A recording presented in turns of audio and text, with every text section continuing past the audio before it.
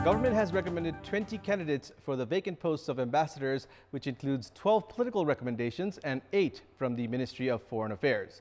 Due to political share among the ruling coalition partners, it has been observed that individuals having controversial persona have also been in the priority in the recommendation of ambassadors. Good morning, I'm Abhyuday Shrestha, and these are the headlines of the hour. The government makes hasty recommendations for the appointment of ambassadors in 20 countries.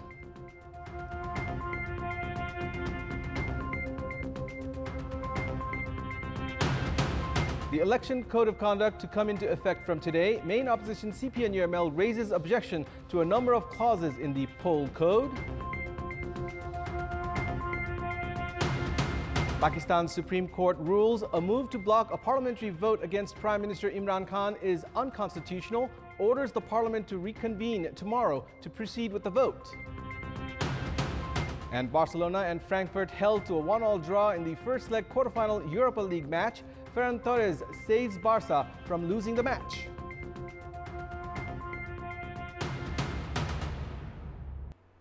The government has made recommendations for the appointment of ambassadors in 20 countries. The cabinet meeting held yesterday evening recommended 20 candidates for the vacant posts of ambassadors, which includes 12 political recommendations and 8 from the Ministry of Foreign Affairs. The recommended ambassadors include Bishnu Pukar Shrestha for China, Novraj Subedi for Saudi Arabia, Dilli Raj Paudel for Malaysia, Dan Bahadur Tamang for South Africa, Milan Tuladar for Russia, Kailas Pokhrel for Australia, JP Pyakurel for South Korea, and Dornath Aryal for Oman. Meanwhile, yesterday's cabinet meeting also decided to appoint Sunil Paudel as the managing director of Nepal Telecom. The cabinet has also decided to scrap its agreement with China Gejua Group for the Buri Gandaki Reservoir hydropower project. The election code of conduct for the imminent local level election is coming into effect from today.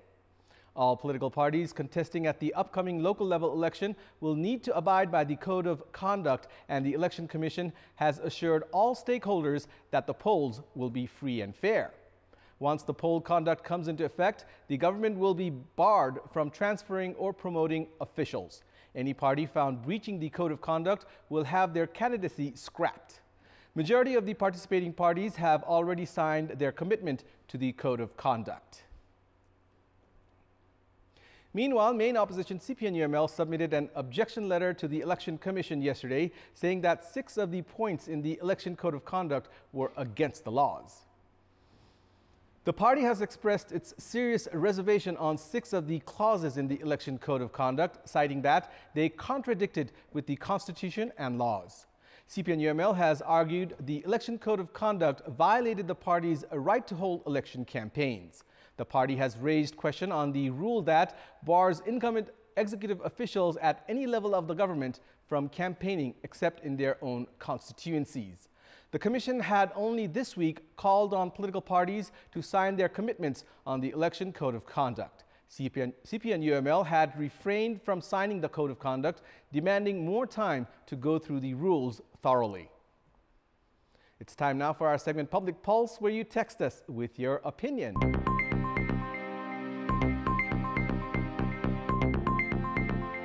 Here's the question: what should be done for the effective implementation of Election Code of Conduct? Your options are A, commitment from parties, B, aware public, and C, strict monitoring. The voting is on. Type NEWS, select your option A, B, or C, and send it to 34001 to share your opinion with. With the foreign exchange reserve in the country dwindling, officers at the Ministry of Commerce have advised the Industry, Commerce and Supplies Minister to take a concrete decision on import substitution and export promotion.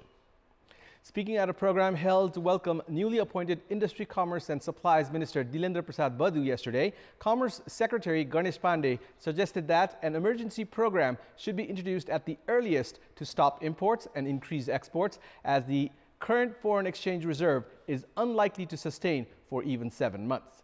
After internal and external indices started showing a negative trend, a high-level team comprising the Vice Chairperson of the National Planning Commission and Secretaries of Ministries have been holding discussions for the past 1 week to decrease trade deficit and stop uncontrollable leakage in spendings.